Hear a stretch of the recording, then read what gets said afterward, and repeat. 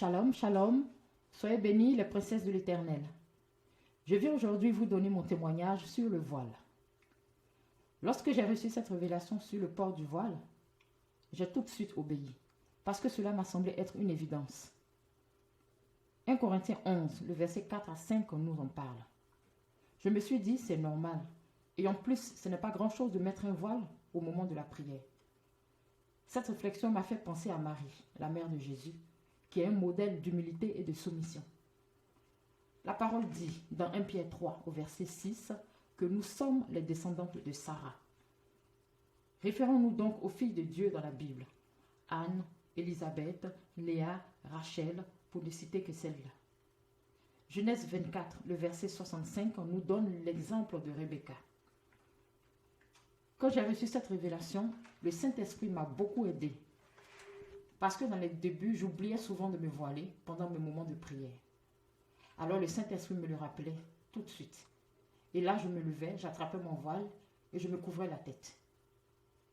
Cela a été ainsi jusqu'à ce que j'en prenne l'habitude. Et puisque la Bible dit qu'il faut prier sans cesse, j'ai décidé de porter le voile à tout moment parce qu'il m'arrive de prier en cuisinant, en conduisant, en marchant dans la rue, etc. Pour ma part, je ne pense pas que le port du voile soit culturel. Bon nombre de sœurs européennes ont reçu la révélation. Il n'y a pas que les juives et les africaines.